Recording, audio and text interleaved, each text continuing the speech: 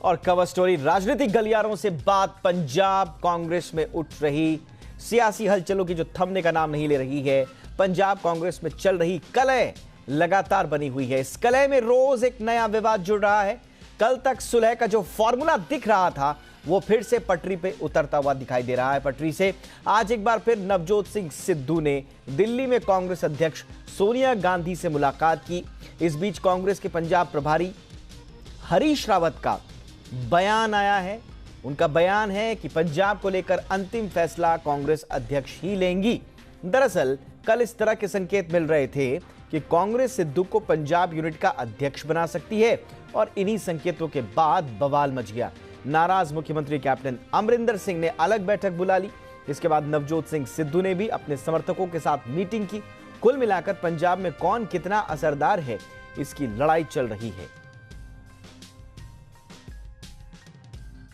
मैं आदरणीय कांग्रेस प्रेसिडेंट को अपना नोट सबमिट करने आया था और जो कांग्रेस प्रेसिडेंट का डिसीजन होगा पंजाब के विषय में, जैसे ही वो डिसीजन मुझको मिल जाएगा तो मैं सीधे आपके पास आऊँगा, आपसे बात। जब तक कांग्रेस प्रेसिडेंट बात को क्लियर नहीं करती है तब तक मुझे भी जानकारी इस बात की नहीं हो सकती है कि इनफैक्ट उनका लास्ट डिसीजन क्या हो।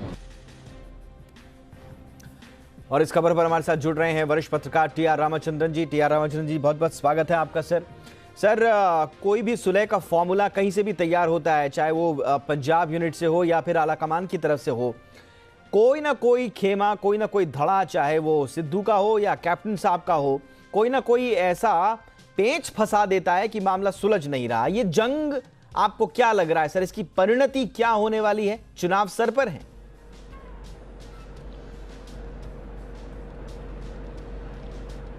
देखिए, मेरे ख्याल में मसला एक है यहाँ पर कि सिद्धू साहब अपने एक जुट पे लगे हुए हैं और पीछे हटने का नाम नहीं ले रहे।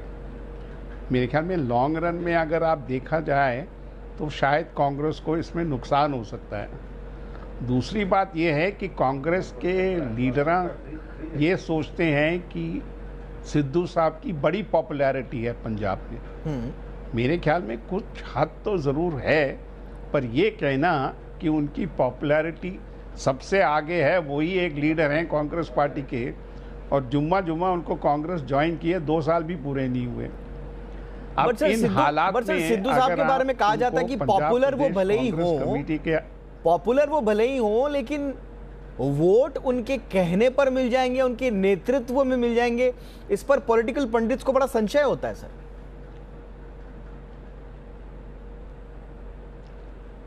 मैं आपसे बिल्कुल सहमत हूँ। देखिए, पंजाब भी एक राज्य है जहाँ पर अनसर्टेनिटी, खासकर जब कांग्रेस की बारी आती है तो काफ़ी अनसर्टेनिटी है, और यही स्थिति अकाली दल का भी है।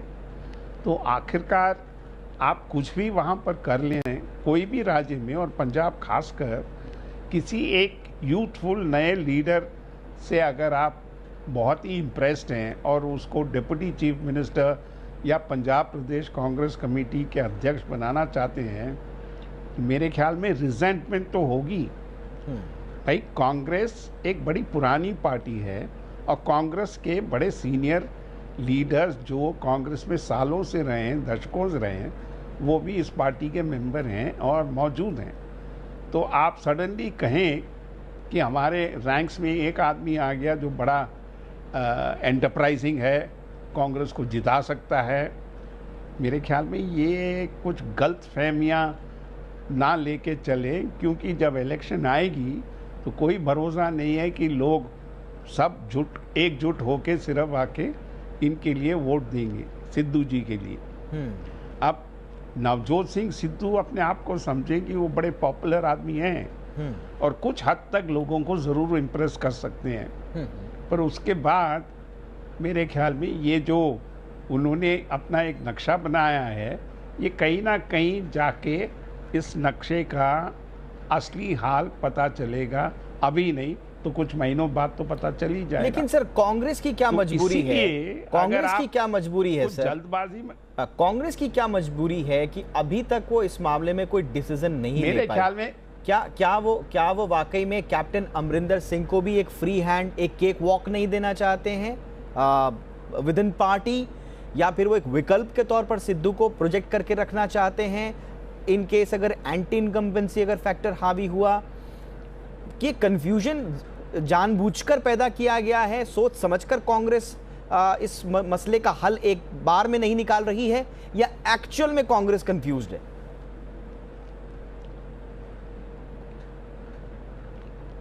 नहीं, मेरा खुद का मानना है कि कांग्रेस में भी दुविधा उठ खड़ी हुई है कि अगर वो जो स्टेप लेना चाहते थे अगर ले तो उनके खिलाफ अगर कोई एक मूवमेंट खड़ी हो गई, जो बाकी कांग्रेसी हैं, पुराने लोग हैं, पंजाब में दशकों से पार्टी के साथ हैं, अगर वहाँ पर फूट पड़ गई तो पार्टी के लिए भी दिक्कत होगी। दूसरी बात यह है कि भाई कैप्टन अमरिंदर सिंह अपने आप में एक पॉपुलर लीडर हैं। पिछली बार उनके नेतृत्व में लड़ाई की तो कांग्रेस तो जीत के आई। अब इस नतीजे पे पहुंचना कि हमको कोई एक लीडर चाहिए जो सिद्धू जैसे हो और वो पार्टी को जिता लेगा, मेरे ख्याल में ये प्योर लॉजिक नहीं है। जो लोग आज सिद्धू के साथ हैं या सिद्धू की पॉपुलैरिटी से बड़े इम्प्रेस्ड हैं, उनको इस नतीजे से बदलना 1 मिनट नहीं लगेगा। 6 महीने बाद हो सकता है कि सिद्धू की पॉपुलैरिटी जितनी अभी है उतनी हो ही ना। हाँ। और वो अगर कैंपेनिंग करने गए पार्टी के लिए तो लोग कहेंगे भाई हमने इनको वोट नहीं देना, तो फिर क्या होगी कांग्रेस की दशा। तो मेरे ख्याल में ये ज़रा जल्दबाजी में डिसीजन ले गया। मैंने कुछ लोगों से आज खासकर कांग्रेस पार्टी में बात की, उनका कहना था कि भाई ये एक बहुत बड़ी दुविधा और समस्या उठ के खड़ी होगी, क्योंकि ये अगर आप डिसीजन लेंगे तो हो सकता है जो सीनियर लीडर और पॉपुलर लीडर्स कांग्रेस में पंजाब में हैं, चीफ मिनिस्टर इंक्लूडेड, तो हो सकता है कि ये पार्टी को एक बहुत बड़ा सदमा पहुंचाए। अच्छा, पर अभी ये कहना थोड़ी जल्दबाजी होगी मेरे ख्याल में। इस पे बहुत बड़ी रीथिंक हो रही है पार्टी के बीच में। ओके सर, वाइज डिसीजन क्या होगा? एक ब्लंट फैसला लेके या तो फिर सिद्धू को किनारे कर दिया जाए, या फिर कैप्टन अमरिंदर सिंह को सीधा सीधा कड़ा संदेश दे दिया जाए, या फिर दोनों को सामंजस्य बिठाने की कोशिश करते हुए वही कंफ्यूजन के साथ स्थिति को आगे बढ़ाया जाए जब तक कि चुनाव संपन्न नहीं हो जाते? वाइज डिसीजन क्या होगा इस वक्त कांग्रेस के लिए?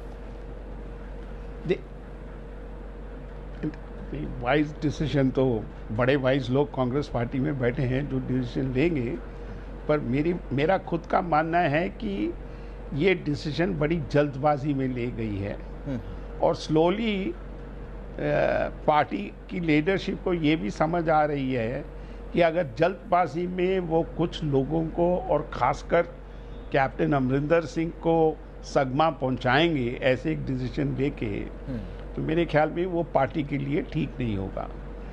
कांग्रेस पार्टी इस वक्त बहुत कम राज्यों में सत्ता पे है। पंजाब एक राज्य है जहां वो सत्ता पे है। ये अगर कुछ लोगों को, मैंने कई पंजाब के लीडर से भी सुबह बात की, उनका कहना यह है कि ये 2-3 महीने के लिए तो ठीक होगा, पर जब इलेक्शन नज़दीक आएगा तो बड़ी मुसीबतें उठ के खड़ी हो जाएंगी, क्योंकि इस डिसीजन से जो बाकी लोग कांग्रेस के साथ हैं और कांग्रेस के साथ चल रहे हैं उनमें फूट होगी और हो सकता है कि कांग्रेस में इंटरनल उनकी अपनी दिक्कतें बढ़ जाएंगी। तो ये एक ओपिनियन ज़रूर है और कई लोगों का ये भी मानना है मेरे हिसाब से कि उनको नहीं लगता कि सिद्धू को इतनी इम्पोर्टेंस इतनी जल्दी देनी चाहिए, क्योंकि कोई नहीं जानता कि उनकी कैपेसिटी पॉलिटिक्स में पंजाब में खासकर और कांग्रेस पार्टी के लिए क्या है और किस तरह वोट उनके तरफ जाएगी या वोट और कहीं जाएगी। सही बात है कि कैपेसिटी का तो कोई प्रमाण अब तक सिद्धू ने पेश नहीं किया है। खासतौर से पंजाब की राजनीति में, तो वाकई में देखना होगा कि इस दुविधा से कांग्रेस कैसे निकलती है। बहरहाल इस बीच जो नेतृत्व परिवर्तन शीर्ष स्तर पर कांग्रेस में होने की सुगबुगाहट है, कमलनाथ को लाने की बात थी, हालांकि उन्होंने मना कर दिया है। सोनिया गांधी को स्थायी अध्यक्ष, राहुल गांधी को एक नई जिम्मेदारी, तो अब उसका क्या असर होगा पंजाब की पॉलिटिक्स पर देखना बड़ा लाजमी होगा। बिलाल, कांग्रेस के बाद जरा बीजेपी की बात कर लेते हैं, क्योंकि कलह तो दोनों पार्टियों में बनी हुई है। उत्तराखंड में मुख्यमंत्री बदले जाने के बाद अब कर्नाटक में बदलाव की आहट शुरू हो गई है। येदियुरप्पा मंत्रिमंडल में फेरबदल किए जाने के कयास लगाए जा रहे हैं और दरअसल कर्नाटक के मुख्यमंत्री बीएस येदियुरप्पा दिल्ली पहुंचे। यहां वो बीजेपी अध्यक्ष जेपी नड्डा और प्रधानमंत्री से मिल भी गए हैं और उनका कार्यक्रम और भी है पार्टी लीडर्स के साथ मुलाकात का। हालांकि इससे पहले येदियुरप्पा ने कहा था कि उनके मंत्रिमंडल के पुनर्गठन का कोई प्रस्ताव नहीं है। वहां पर सुगबुगाहट ये चल रही है कि येदियुरप्पा को हटाकर नेतृत्व परिवर्तन किया जाए with in party, with in BJP. इस संबंध में कोई भी फैसला भारतीय जनता पार्टी के केंद्रीय नेताओं के साथ दिल्ली में उनकी मुलाकात के बाद ही लिया जाएगा, ऐसा माना जा रहा है। उन्होंने दिल्ली जाने के सवाल पर यह भी कहा कि राज्य के विकास, सिंचाई परियोजनाओं और दूसरे मुद्दों पर प्रधानमंत्री से बातचीत करने और कई केंद्रीय मंत्रियों से मुलाकात करने के लिए वो दिल्ली जा रहे हैं। मंत्रिमंडल पुनर्गठन के बारे में जब उनसे सवाल पूछा गया तो उन्होंने साफ मना कर दिया। येदियुरप्पा ने कहा कि उनके सामने ऐसा कोई प्रस्ताव है ही नहीं।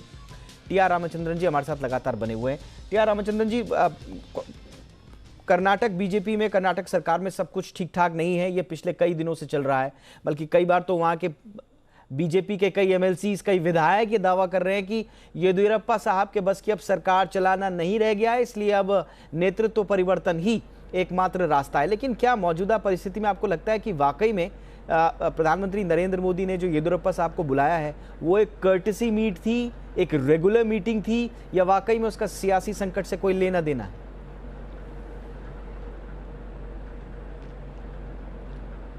सबसे पहली बात तो ये है कि बार बार जो बीजेपी के लीडर कह रहे हैं कि उनको स्पेसिफिकली बुलाया गया है, और अगर प्रधानमंत्री किसी को ऐसे बुलाते हैं तो कुछ खास वजह होगी, नहीं तो और वजह क्या हो सकती है।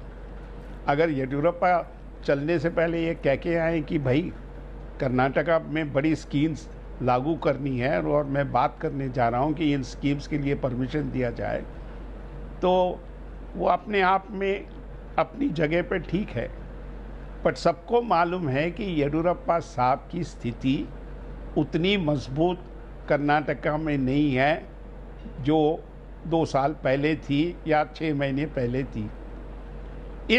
इस मुकाम में एक सोच ये भी है बीजेपी में कि उनको लीडरशिप की बदलाव कर्नाटका में करना पड़ेगा।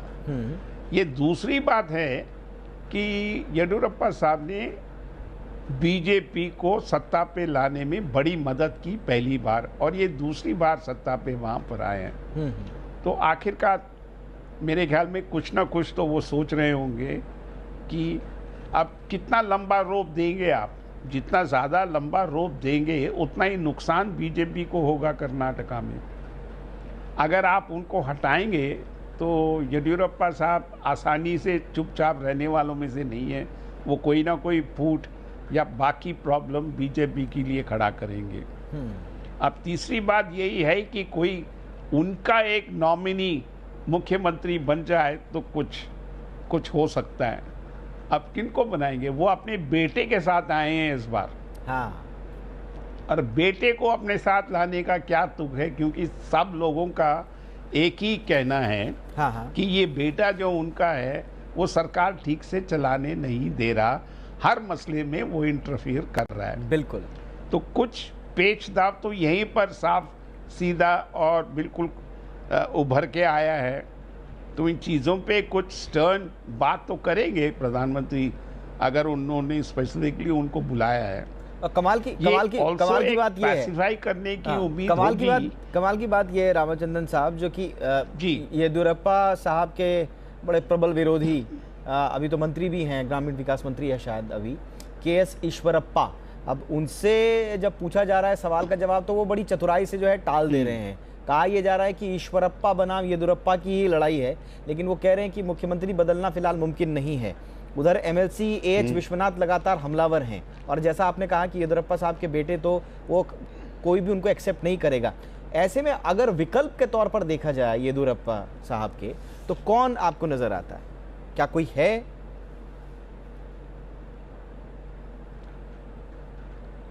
नहीं, देखिए, अगर हम कहें कि कोई है ही नहीं तो वो भी बात ठीक नहीं होगी। काफ़ी लीडर्स हैं, काफ़ी लीडर्स अच्छे हैं, पर क्या आप उनको चांस देना चाहेंगे? क्योंकि ये मत भूलिए कि येदियुरप्पा को अभी भी सपोर्ट है। अगर आप और किसी को लाके बैठे जिन्हें येदियुरप्पा पसंद नहीं करता या उनके खिलाफ हो, तो मुसीबत तो पैदा हो सकती है ना। बिल्कुल। आखिरकार अगर प्रधानमंत्री ने स्पेशली बुलाया है येदियुरप्पा को कि आप बातचीत के लिए ज़रूर आएं, तो मेरे ख्याल में इन मसलों पे बात तो ज़रूर होगी, कुछ मैसेज तो ज़रूर जाएगी। हो सकता है कि वो डिसाइड करें, येदियुरप्पा कहें कि भाई मुझे थोड़ा और मौका दीजिए, हो सकता है वो मौका दे दें। और पर ये ज़रूर है कि उन्होंने लीडरशिप वहाँ पर बदलना है, ये निश्चय है बात। अब ये कब बदलेंगे इसका इंतज़ार है। बिल्कुल। और जिस तरह के डिसीजन बीजेपी ले रही है, खासतौर से उत्तराखंड के आलोक में अगर इसे देखा जाए, जरा सी भी वहां पर असंतोष की एक भावना को पनपते देख तुरंत वहां पर नेतृत्व परिवर्तन कर दिया गया, क्योंकि चुनावी माहौल भी है वहां पर। तो इस तरह के क्विक डिसीजंस क्या वो कर्नाटका के स्तर पर ले पाएंगे, ये देखना बड़ा दिलचस्प होगा। बहरहाल कर्नाटक में सियासी उठापटक जारी है। प्रधानमंत्री से येदियुरप्पा साहब ने मुलाकात भी की और भी पार्टी लीडर से मुलाकात करेंगे। उसके बाद देखते हैं कि आगे कर्नाटक की राजनीति किस ओर जाती है।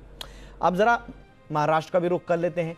प्रवर्तन निदेशालय ने महाराष्ट्र के पूर्व गृह मंत्री अनिल देशमुख पर बड़ी कार्रवाई करते हुए उनकी 4 करोड़ 20 लाख की संपत्ति सीज कर दी। 100 करोड़ की रिश्वत के आरोप लगने के बाद ईडी ने मई महीने में उनके खिलाफ मनी लॉन्ड्रिंग का केस दर्ज किया था। तो ये एक नया डेवलपमेंट महाराष्ट्र की पॉलिटिक्स में। हालांकि शिकंजा तो ईडी का पहले से ही कसता जा रहा था अनिल देशमुख पर। उनके कई सहयोगियों को गिरफ्तार भी किया गया है, उनके करीबियों से पूछताछ भी हुई है, 2 करीबी उनके गिरफ्तार हो चुके हैं। लेकिन अब देशमुख पर ईडी का और उनके संपत्ति को अटैच करने का क्या कोई प्रभाव महाराष्ट्र की महाअघाड़ी सरकार पर पड़ेगा, ये देखना भी बड़ा दिलचस्प होगा। और इस बीच एक दिलचस्प डेवलपमेंट ये हुआ है कि संसद के मॉनसून सत्र से पहले शरद पवार की बीजेपी नेताओं से मुलाकात का दौर शुरू हो गया है। आज रक्षा मंत्री राजनाथ सिंह ने पूर्व रक्षा मंत्रियों को, ए.के. एंटनी साहब को बुलाया, शरद पवार साहब को बुलाया, उनसे बातचीत की।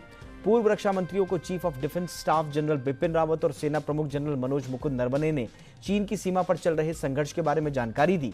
ये बैठक ऐसे समय में हुई है जब चीन की सीमा पर जमावड़े को लेकर कांग्रेस सरकार आक्रामक रुख अपनाए हुए है। इससे पहले बीजेपी के राज्यसभा सांसद पीयूष गोयल ने एनसीपी सुप्रीमो शरद पवार से मुलाकात भी की थी। शरद पवार की मुलाकातों का ये दौर उस दौरान भी शुरू हुआ जब शरद पवार को 2024 में प्रधानमंत्री पद के लिए 2024 में और 2022 में राष्ट्रपति के दावेदार के रूप में पेश करने की अटकलें भी चल रही हैं। तो एक तरफ ईडी का शिकंजा अनिल देशमुख पर और दूसरी तरफ शरद पवार का दिल्ली की यात्रा और वहां पर बीजेपी के नेताओं मंत्रियों से मुलाकात का दौर। ये कौन सी कहानी बयां कर रहा है? इसको समझने के लिए टी.आर. रामचंद्रन जी हमारे साथ हैं। टी.आर. रामचंद्रन जी, क्या आपको लगता है कि जो दोनों डेवलपमेंट्स मैंने आपको बताया, शरद पवार दिल्ली में, इधर ईडी का शिकंजा, क्या आपको लगता है कि इससे महाअघाड़ी सरकार पर कोई संकट या कुछ दूरियां बढ़ती हुई नजर आएंगी?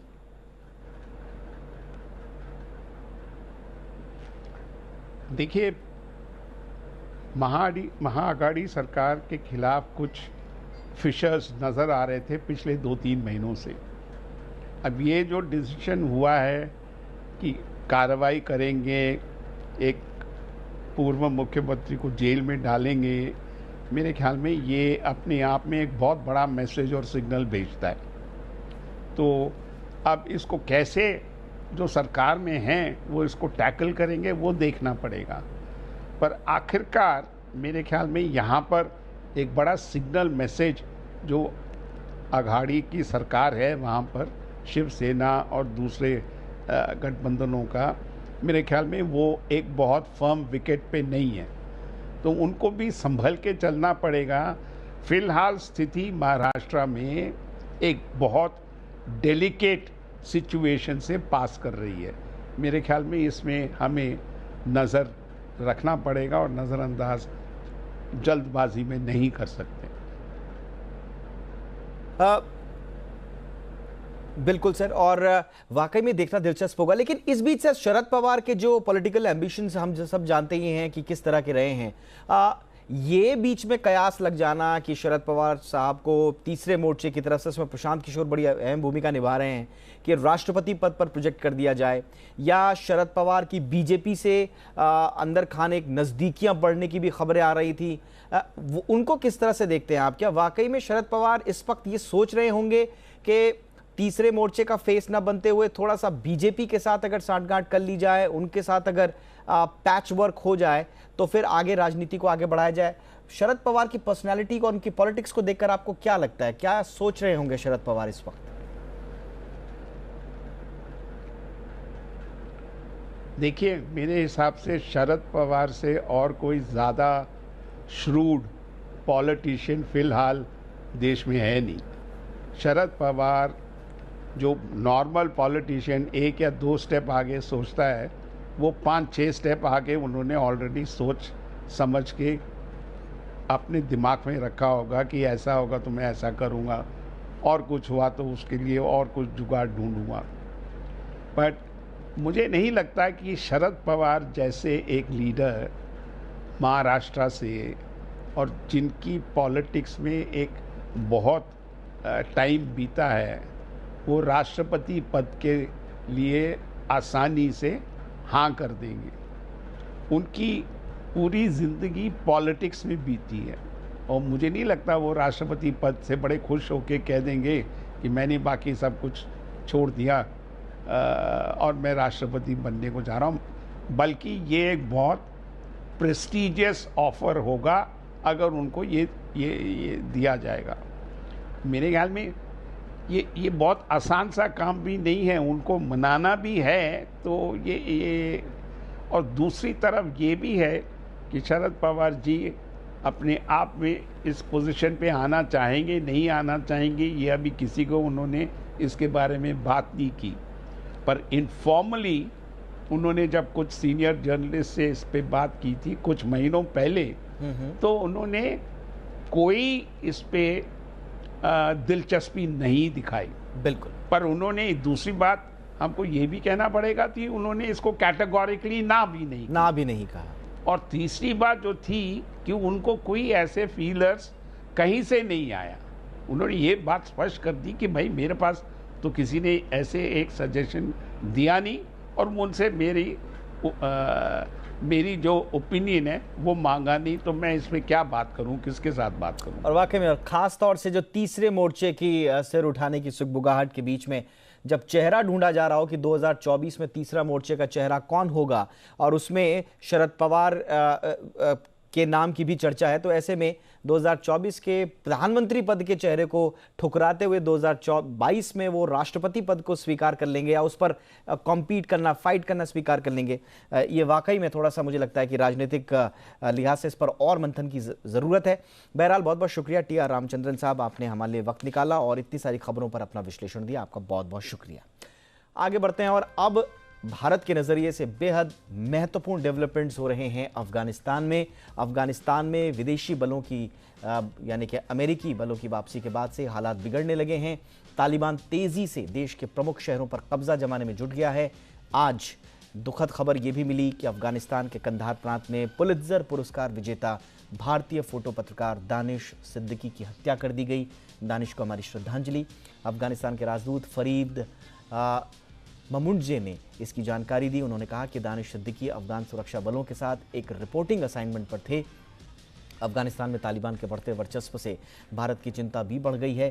दरअसल अफगानिस्तान में भारत का काफ़ी ज़्यादा निवेश है।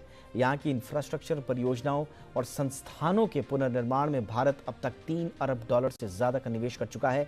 भारत ने अफगानिस्तान के संसद भवन का निर्माण भी किया है और साथ मिलकर एक बड़ा बांध भी बनाया है। जाहिर है इस तरह के गहरे जुड़ाव के कारण भारत अफगानिस्तान में किए गए अपने निवेशों के लिए चिंतित है। तालिबान जिस तरह से हिंसा अफगानिस्तान में कर रहा है, भारत की सबसे बड़ी चिंता पाकिस्तान के खिलाफ अपनी सामरिक बढ़त खोने को लेकर भी है। अफगानिस्तान में भारत के मजबूत होने का एक मनोवैज्ञानिक और सामरिक दबाव हमेशा से पाकिस्तान पर रहा है। वहां भारत की पकड़ कमजोर होने का मतलब पाकिस्तान को एक एज मिल जाना है, पाकिस्तान का दबदबा एक तरह से बढ़ना है। तो अफगानिस्तान में ये जो डेवलपमेंट्स हो रहे हैं, इस पर बातचीत करने के लिए मेरे साथ जाने माने पत्रकार और विदेशी मामलों के जानकार कमर आगा साहब जुड़ चुके हैं। आगा साहब, बहुत बहुत स्वागत है सर आपका। आज दानिश की दुखद हत्या की खबर भी मिली सर, हम सब दुखी हैं। लेकिन इस बीच जो तालिबान और अफगानिस्तान में जो कुछ हो रहा है, उसमें भारत इस वक्त निवेश को लेकर ज्यादा चिंतित होगा या स्वाभाविक तौर पर सुरक्षा चिंताएं ज्यादा होंगी इस वक्त जो कुछ अफगानिस्तान में हो रहा है? देखिए, दोनों चीजें हैं। निवेश भी है और सुरक्षा से जुड़ी हुई बातें भी। हमारा अफगानिस्तान के साथ हजारों साल पुराना संबंध है। पाकिस्तान को तो बने हुए केवल 70 साल हुए हैं। वो पता नहीं आगे 30 साल रहेगा या नहीं रहेगा, उसका पता नहीं है। अफगानिस्तान एक हिस्टोरिक देश है। वहाँ की जनता की भारत को काफ़ी फिक्र है। भारत चाहता है कि वहाँ अमन शांति दोबारा से बनी रहे, बल्कि और बढ़े, तरक्की हो उस मुल्क की।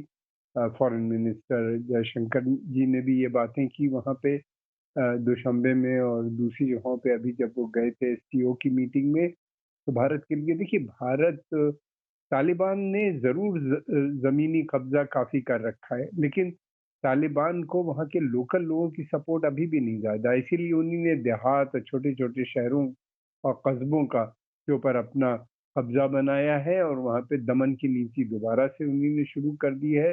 वो वही उसी तरह से बिहेव कर रहे हैं जैसे वो 96 में बनाए थे। फरमान जारी होने लगे हैं, लड़कियों के की लिस्टें मांगी जा रही हैं कि कितनी लड़कियां हैं 17 साल से उम्र में ज़्यादा की और कितनी लड़कियां 45 साल से कम की हैं जो बेवा हो चुकी हैं। उनकी दोबारा शादी तालिबान से करने का सजेशन आ गया है। इसी तरह की बहुत सी चीज़ें हैं। लड़कों को दाढ़ी रखनी पड़ेगी और बाहर नहीं निकल सकती। स्कूल बहुत सी जगह बंद कर दिए गए हैं। वहाँ की जनता बहुत चिंतित है। भारत को इस बात की फिक्र सबसे ज़्यादा है, निवेश से ज़्यादा अपने उसको इसकी फिक्र है कि वहाँ के लोग परेशानी में इस वक्त में, और वो भारत की तरफ देख रहे हैं कि भारत उनकी क्या मदद करेगा इस मुसीबत की घड़ी में। तो भारत उनके लिए कई प्लान्स उन्होंने एससीओ की मीटिंग में भी रखे, 3 पॉइंट प्रोग्राम अपना, फिर उसके अलावा दूसरे इंटरनेशनल लेवल पे भी उनके लिए जो मोबिलाइजेशन, रशिया से भी भारत के विदेश मंत्री रशियन फॉरेन मिनिस्टर से भी मिले, ईरान पे भी वो गए, दौरा किया। और जो आज रूस की देश तरफ से एक सकारात्मक सहयोग का संबंध का वादा भी मिला है रूस की ओर से। ये एक बड़ा डेवलपमेंट जरूर है, लेकिन पाकिस्तान को लेकर किस तरह की चिंताएं उभरती हैं सर? क्योंकि पाकिस्तान लगातार कोशिशें करता रहा है, बोलता भी रहा है कि अफगानिस्तान सरकार में तालिबान का भी एक स्टेक होना चाहिए, उसके साथ सरकार बनाकर चलना चाहिए। अफगानिस्तान तो सीधा सीधा आरोप ये लगा रहा है पाकिस्तान पर बीते दिनों कि वहां की एयरफोर्स, अब अगर अफगानिस्तान की सेना तालिबान पर अगर स्ट्राइक करती है तो वहां पाकिस्तान की एयरफोर्स उन पर स्ट्राइक ना कर दे। इस तरह के आरोप अफगानिस्तान पाकिस्तान पर लगाता रहा है। तो तालिबान के हाथों में जाता हुआ अफगानिस्तान पाकिस्तान के नजरिए से भी एक नई चिंता पैदा करता है। हाँ, बिल्कुल आपने सही कहा। ये एक बड़ा चिंता का विषय है कि तालिबान जो है ये बेसिकली तो पाकिस्तान की ही फौज का एक अंग है, आप समझ लीजिए। बिल्कुल। इनका जन्म पाकिस्तान, इनका हेडक्वार्टर पाकिस्तान में है, क्वेटा इनकी जहाँ पे शोरा कहलाती है। फिर उसके अलावा इनको फंडिंग वहाँ से मिलती है। मिनट टू मिनट इनको गाइडेंस इस समय जो मिल रही है, ये सब पाकिस्तान की सेना इनको दे रही है, जिससे तुम पहले गांव पहले कैप्चर करो, फिर उसके बाद बॉर्डर क्रॉसिंग्स को बंद कर दो। ये बड़ा स्ट्रेटजिक, ये कोई मिलिटेंट ऑर्गेनाइजेशन इस तरह की थिंकिंग नहीं होती उसकी कि वो इस तरह के काम करे। और फिर उसके अलावा ये भी है कि बहुत सी जगहों पे पाकिस्तानी मिलिट्री के लोग भी इनको गाइड करते हुए मिले, तो लॉजिस्टिक सपोर्ट भी इनकी वहीं से है, हर चीज़ इनको वहीं से मिल रही है। तो पाकिस्तान की पहले से पॉलिसी थी स्ट्रेटजिक डेप्थ की कि वो अफगानिस्तान पे कब्जा बनाने की। देखिए, अफगानिस्तान के वो दो वजह से चाहते हैं। एक तो पहली बात ये कि अफगानिस्तान बहुत रिसोर्स वाला मुल्क है, उसके पास बहुत से खनिज पदार्थ वहाँ पाए जाते हैं जी, तकरीबन 2 ट्रिलियन ज़्यादा के। दूसरी बात ये भी है कि बड़ा स्ट्रेटेजिकली लोकेटेड है। इसके बाद ताजिकिस्तान, उज्बेकिस्तान, ईरान, फिर उसके बाद तुर्कमेनिस्तान, चाइना, इन सब से मिलते हैं, पाकिस्तान से भी मिलता है इसका बॉर्डर। तो ये बड़ा इम्पोर्टेंट हो जाता है अगर वहाँ पे इसका कब्जा बनता है तालिबान के थ्रू, तो फिर सेंट्रल एशिया में जाने का जो उनका प्लान। पाकिस्तान के पास कोई न तो बड़ी ताकत है, न पैसा है, न टेक्नोलॉजी है। वो धर्म के माध्यम से इस पूरे क्षेत्र में अपना इन्फ्लुएंस बढ़ाने की कोशिश कर रहा है, यानी डिस्टेबल। बिल्कुल सर, एक आखिरी सवाल अब ये बनता है सर कि अब आगे अफगानिस्तान का क्या होगा, क्योंकि बाइडेन जो है वो साफ तौर पर कह चुके हैं और उस पर वो आगे अमल में उसको बढ़ा भी चुके हैं। 31 अगस्त तक सारे सैनिकों को वहां से वापस बुलाने की डेडलाइन तय कर दी गई है। अब जिस तरह के हालात उभर रहे हैं, क्या वाकई में अमेरिका एक बार पुनर्विचार करेगा वहां पर जिस तरह के डेवलपमेंट्स हो रहे हैं, या अब अमेरिका पूरी तरह से, उसकी मजबूरी भी एक तरह से हो चुकी है क्योंकि उसके आंतरिक स्थिति, आंतरिक राजनीति भी है, उसको अलाउ नहीं करेगी कि वहां पर सैनिकों को ज्यादा रखा जाए। लेकिन बाइडेन क्या रीथिंक करेंगे, पुनर्विचार करेंगे सैनिकों को वहां रोकने में, या फिर अब इसी तरह से तालिबान और बाकी दुनिया का संघर्ष और इस तरह के मसलों पर बहस होती रहेगी? देखिए, ये जो है रीथिंकिंग होना मुश्किल है। उन्हीं ने सपोर्ट के लिए कहा है गवर्नमेंट को हम देंगे, लेकिन उनके जो पीस प्लान था उससे केवल फायदा तालिबान को हुआ। हर स्टेज पे तालिबान को फायदा हुआ। उन्हीं ने सेपरेट पीस एग्रीमेंट कर लिया तालिबान से, फिर उसके बाद उन्हीं ने अफगान गवर्नमेंट के बिहाफ पे बहुत सी चीज़ें मान ली जो उनके निगोशिएटर थे, जैसे कि 5,000 तालिबान की रिलीज की बात मान ली गई और फिर बाद में प्रेशर डलवा के उनको छुड़वाया भी गया। इस तरह की एक बहुत सी चीज़ें हैं जो तालिबान को से जिसको बहुत फ़ायदा हुआ। इम्बोल्डेंट हो गए तालिबान, बगैर सीज फायर के ये हुआ कि वो रोज़ाना अटैक करने लगे और फिर उसके बाद उनकी शक्ति बढ़ती चली गई। ये तो चीज़ों से उनका हुआ है तालिबान को। हालांकि ये है कि उम्मीद इस बात की है कि वो भी चाहेंगे कि वहाँ पे आतंकवादी दोबारा अड्डा न बने। अब खैर वो अलग बात है, लेकिन ये है कि मैं समझता हूँ कि एक रीजनल कोऑपरेशन बन रहा है, इमर्ज हो रहा है, और श्री जयशंकर जी उसमें काफी इन्वॉल्व नजर आते हैं। क्षेत्रीय देश जितने हैं जिनके उनसे बॉर्डर मिलते हैं वो काफी। लेकिन सर, टर्की के नेतृत्व में जिस तरह से भारत को बाहर रखने की कोशिश की जा रही है अफगानिस्तान पीस टॉक्स में, आपको लगता है कि हम इंटरनेशनल ये जो नया एक धुरी टाइप की बनाने की कोशिश की जा रही है उसमें उससे अलग भारत अपनी एक मजबूत स्थिति अफगानिस्तान के पक्ष में बना पाएगा? मैं समझता हूं कि देखिए ये टेम्परेरी सेटबैक है। ठीक, अफगानिस्तान इतनी एरिया पे कब्जा किया है जिसको सस्टेन करना इनके लिए बड़ा मुश्किल होगा। लोकल सपोर्ट नहीं है। बात ये कि अफगान बहुत थक चुके हैं, वो दोबारा से तालिबान जैसी हुकूमत नहीं चाहते जी। जल्दी ही आप देखिएगा नए समीकरण अंदर बनते हुए नजर आएंगे। सेना बहुत कमजोर है, उसको ट्रेनिंग तो जरूर अमेरिकन ने दी थी, मगर वो लॉजिस्टिक सपोर्ट और इंटेलिजेंस इनपुट और एयर कवर सब पे अमेरिकन पे डिपेंडेंट थी। अब वो नहीं है, लेकिन धीरे धीरे वो लोग रीअसेट कर रहे हैं और बहुत से नए ग्रुप।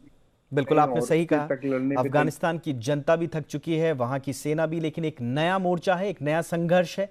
इस संघर्ष में सिर उठाने का थोड़ा सा शायद वक्त लगेगा, लेकिन उम्मीद यही की जानी चाहिए, जैसा आप भी बोल रहे हैं, कि वहां पर नए समीकरण उभरेंगे। एक नई शक्ति के साथ तालिबान की जनता, वहां की फौज, अफगानिस्तान की जनता, अफगानिस्तान की फौज तालिबान के खिलाफ मोर्चा लेते हुए नजर आएंगे। इस उम्मीद के साथ बहुत बहुत शुक्रिया आपका कमर आगा साहब, आपने हमारे लिए वक्त निकाला, बहुत बहुत शुक्रिया। चलिए, ये कुछ हमने समसामयिक विषयों पर चर्चा की और अब जरा बात कर लेते हैं कोरोना की। देश में तीसरी लहर की चर्चाओं के बीच दूसरी लहर से जंग जारी है। बीते 24 घंटे में वायरस के करीब 39,000 नए केसेस सामने आए हैं। 542 लोगों की संक्रमण से मौत हुई है। बीते 24 घंटे में 40,000 से ज्यादा मरीज डिस्चार्ज भी हुए हैं। देश में रिकवरी रेट 97% के पार बना हुआ है। कोरोना से मृत्यु दर 1.33%, एक्टिव केसेस 1.5% से भी कम है। वैक्सीनेशन की बात करें तो अब तक देश में करीब 40 करोड़ से ज्यादा लोगों की डोज दी जा चुकी है।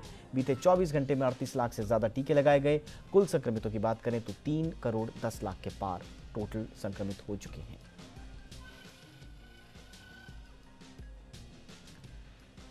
प्रधानमंत्री नरेंद्र मोदी ने आज 6 राज्यों के मुख्यमंत्रियों से कोरोना की स्थिति पर चर्चा की। वीडियो कॉन्फ्रेंसिंग के जरिए हुई इस मीटिंग में महाराष्ट्र, तमिलनाडु, आंध्र प्रदेश, कर्नाटक, ओडिशा और केरल के मुख्यमंत्री शामिल हुए। मोदी ने कहा कि हम टेस्ट, ट्रैक, ट्रीट और टीके पर हमें ध्यान देना होगा।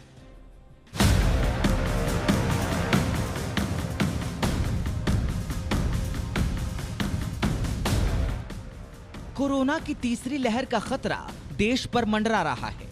कोरोना के डेल्टा और डेल्टा प्लस वेरिएंट ने संकट को और बढ़ा दिया है, लेकिन लोगों की लापरवाही पर ब्रेक नहीं लग रहा और यही चिंता पीएम मोदी को परेशान कर रही है।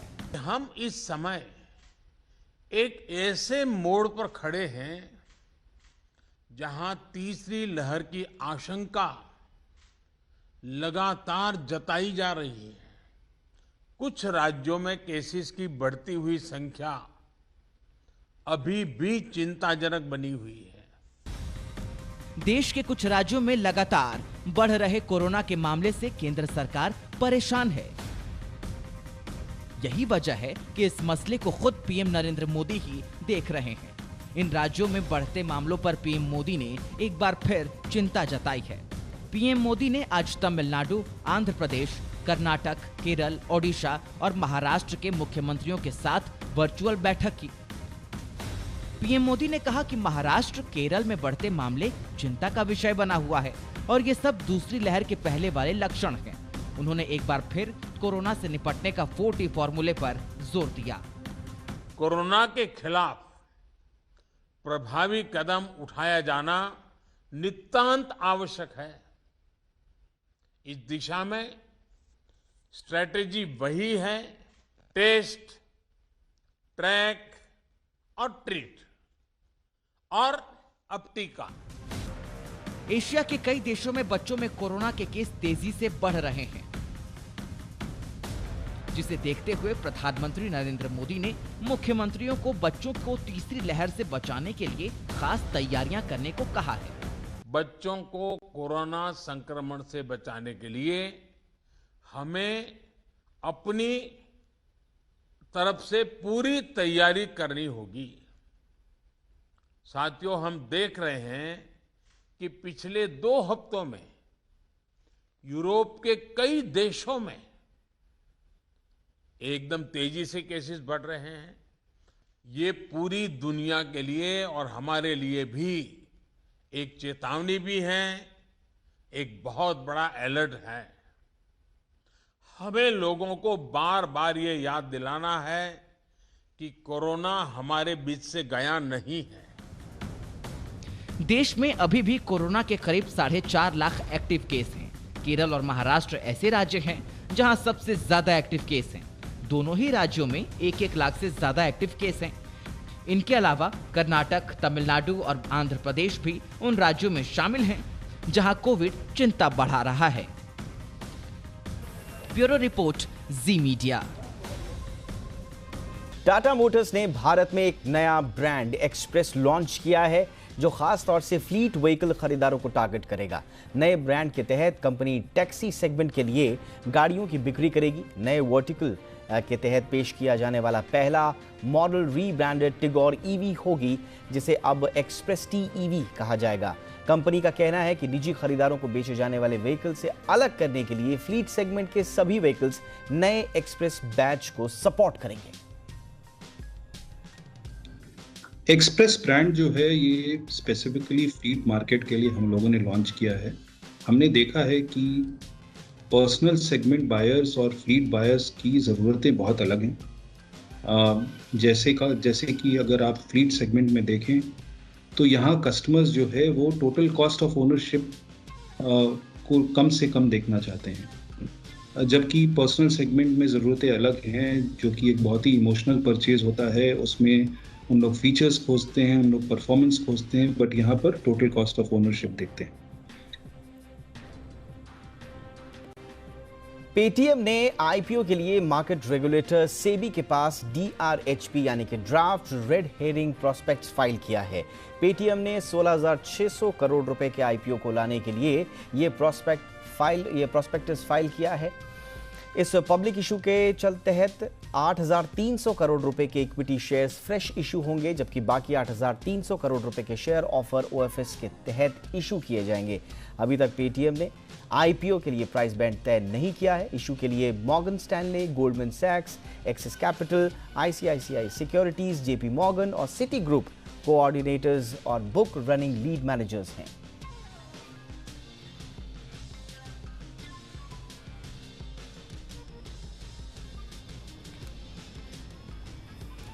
तो इसी के साथ ये था आज का इंडिया 360। हैशटैग याद रखिए, #ZIndia360। कोई राय, कोई सुझाव हमें जरूर भेजिए। नमस्कार।